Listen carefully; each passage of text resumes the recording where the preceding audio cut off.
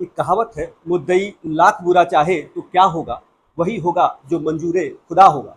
वही हाल है। ये केस ऐसा है जिसको हम भगवान के ऊपर भी छोड़ा जा सकता है, वकील के ऊपर भी छोड़ा जा सकता है और सबूतों के ऊपर भी छोड़ा जा सकता है।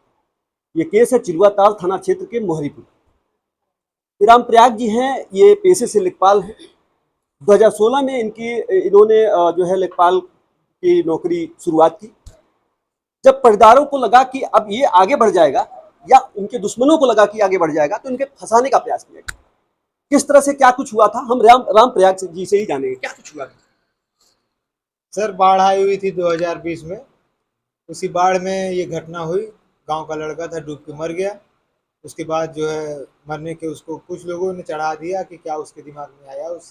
उसके घर वालों ने सोचा कि ये लेखपाल पद पर कार्य कर रहा है, हमारे गांव में है, तो इसको फंसा दिया जाए, ताकि अगर इसको फंसा दिया जाएगा तो इनसे पैसे लिए जाएंगे। तो 4 महीने बाद इन्होंने जो है कोर्ट से जाके मेरे ऊपर मुकदमा किया। उसके बाद मुझे फंसा दिया गया। अब मुझसे पैसों की मांग की गई, तो मैं पैसा, ना उतने पैसे मैंने कभी अभी कमाए, ना पैसे कभी मैंने उतने रखे मैं इतना पैसा दे पाऊँ। मैं पैसा नहीं दिया उनके कहे मुताबिक। यानी आपसे डिमांड किया गया, जान के आपको वहां पे फंसाया गया कि आपसे पैसा लिया जा सके, वसूला जा सके। हाँ, हाँ। लेकिन मैं नहीं दे पाया। उसके बाद मैं किसी तरीके से, मेरा घर गिरवी रखा गया। मुझे छुटाने के लिए मेरे पिताजी ने प्रयास किया। मुझे इलाहाबाद से कोर्ट से मुझे छुड़ाया गया। वकील साहब के उसमें बहुत योगदान था। उन्होंने बताया कि कैसे कैसे चलना है। कोई दौड़ने वाला तो था नहीं मेरे घर परिवार में। आप पिताजी थे। अकेले हैं क्या माता पिता के? जी, जी, मैं बिल्कुल अकेला हूँ। मेरे पास और कोई दौड़ने भागने वाला नहीं है। मेरे पिताजी वकील साहब से मिलकर मेरे लिए दौड़ भाग किए। मेरा घर गिरवी रखा गया।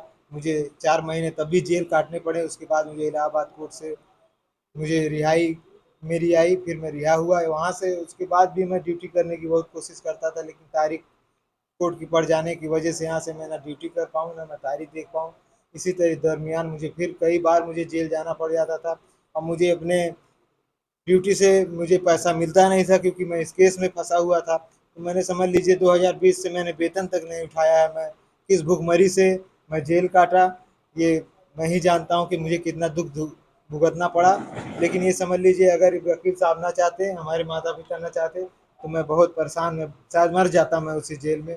आप लोग के सामने आज मैं खड़ा होता। लेकिन आज भी मैं आप लोग के सामने खड़ा हूँ। आप लोगों से यही प्रार्थना करूँगा कि भगवान से भी यही मनाता हूँ कि मैं फिर से अपनी ज़िंदगी में अपना ड्यूटी करूँ, अपने घर बार का परिवार का ध्यान दूँ।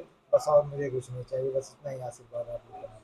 हम माता जी से बात करेंगे। माता जी, क्योंकि परिवार जब का इकलौता बेटा जब फंसाया जाता है, तो जब आपके ऊपर एक पहाड़ गिर जैसे लगता है कि पहाड़ गिर महसूस हो रहा था क्या?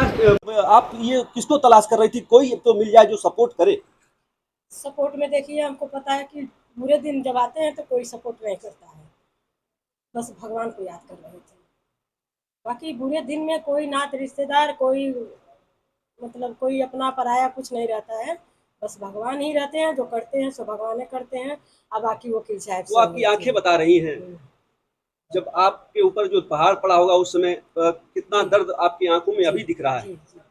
क्या दर्द कुछ कहना था। चाहेंगी न्यायपालिका को, क्या कुछ कहना चाहेंगी वकील साहब को, और क्या कुछ कहना चाहेंगी अपने रिश्तेदारों को?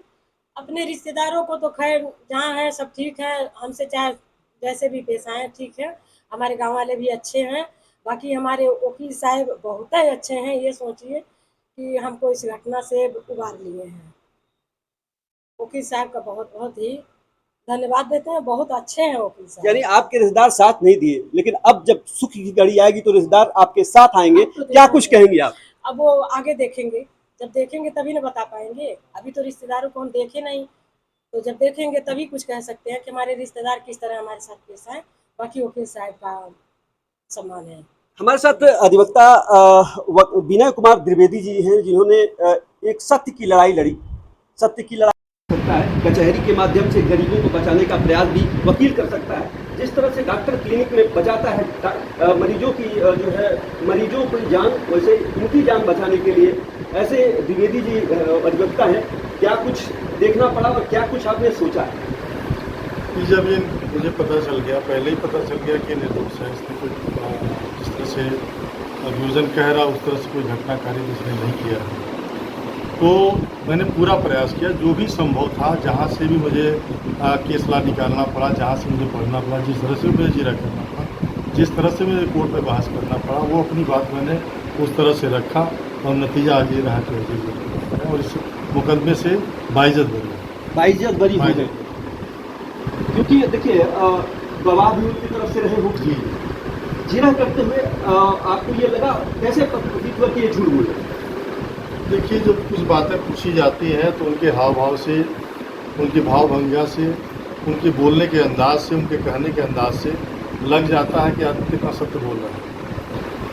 अब क्रॉस एग्जामिनेशन जब होता है तो उन कुछ चीज़ों को जो घटना सत्य में देखा रहता है उसके मुंह से तो सही निकलता है, लेकिन जो घटना सही नहीं देखा रहता है और फेक गवाह रहता है, मनगढ़ंत गवाह रहता है, निश्चित है उनकी बातें कहीं न कहीं जो है गलत तरीके से निकल ही जाती हैं और स्पष्ट हो जाता है कि आदमी झूठ बोल रहा है। वही चीज़ इनके केस में भी हुआ। उनके जो घर के गवाह थे उन लोगों की बातें एक दूसरे से मैच नहीं कर रही थी। 3 गवाह तो उनके घर के ही थे, तो तीनों की बात में अंतर था। एक गवाह और उनके पड़ोसी थे जो उनके भी बयान से लग रहा था कि इनकी बातें कहीं भी मैच नहीं कर रही थी। तो जो घटना उन्होंने लिखवाई थी और जो जीरा में बयान आया था, जो डॉक्टर का बयान आया था, जो विवेचक का बयान आया था, इस सारे बयान में कहीं भी समरूपता नहीं थी और जिससे ये प्रूफ हो कि ये दोषी है। इसी चीज़ को कोर्ट ने संज्ञान में लिया और इनको बाइज्जत बरी कर। बहुत बहुत आपको बधाई हो, क्योंकि गरीबों का सहयोग करने वाले ऐसे वकील, वो गरीब जो पैसे के लाले पड़े, जिसके जो जेल में हो, इकलौता माँ बाप का इकलौता हो और जेल में हो और उसके घर पैसे ना हो और उसका सहयोग करने के लिए ऐसे वकील अगर सामने आते हैं तो कहीं ना कहीं ये मानवता का एक रूप कहा जा सकता है। हिंदी लाइव के लिए सतीश शुक्ला, गोरखपुर।